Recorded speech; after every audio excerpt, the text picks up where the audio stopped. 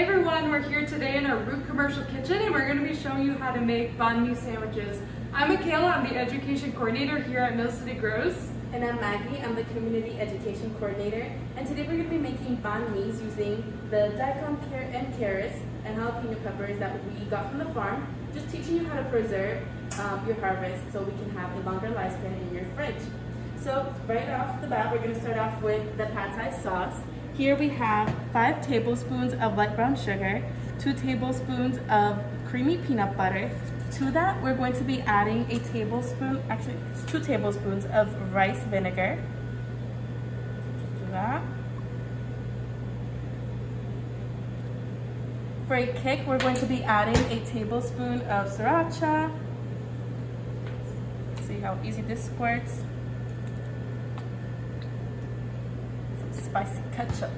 And then we're going to, you could add a little bit of fish sauce, a tablespoon. But if you want to keep it vegetarian like we want to today, we won't add that today. Then we also have soy sauce. We're going to be adding a tablespoon of that as well. We're using less sodium. And to dirty less dishes, just use the same spoon.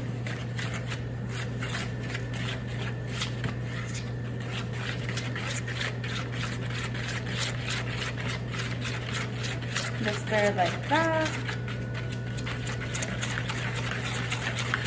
until it's nice and creamy. You have a homogeneous mixture.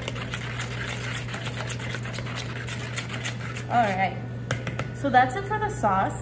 What we're going to be doing now is grabbing some pre-toasted buns, and the traditional banh mi sandwich is just a French roll. Today, this is just a roll that I got from Hannaford. We toasted it. I'm going to gut it a little bit so we can have more space for the veggies that we're going to put in there. This is usually what is done. Macayla will be doing the same.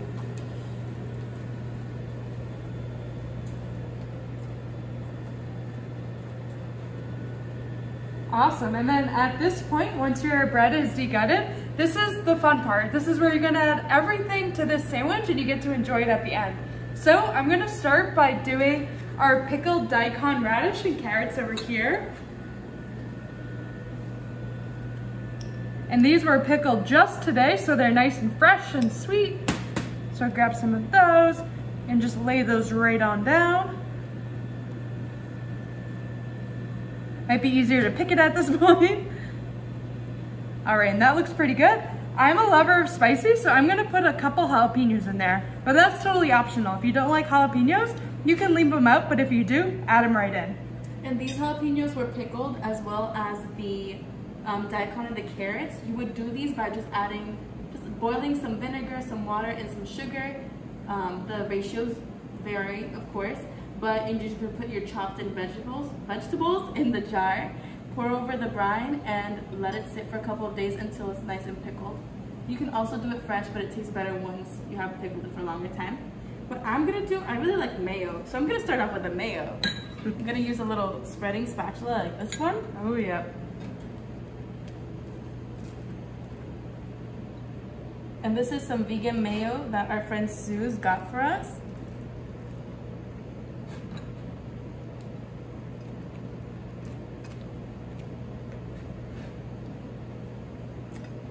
And then over this, I'm gonna be adding the pad thai. Oh, I got this a little dirty. Just gonna scrape that off. I'm a very big fan of no dishes. Just a little bit of that. And then we're gonna add coconut aminos. So I've learned that the Vietnamese really like using Maggie or Maggie, and they just sprinkle it a little bit over their banh mi, and that makes that classic taste for the banh mi. But because we don't have that, this is the closest thing we've got. So we're just gonna add a little bit of aminos, just like that. And then we're gonna go ahead and add our protein. So here we have some, what's it called? Tofu. I'm gonna split mine up a little bit, just like that. Macayla's way ahead of me. She's like, she got veggies. Oh yeah. And you could use any meat of your choice. Like you can do pork, you can do beef. Today we're using tofu. But honestly, anything you'd like, you can just throw that right in here.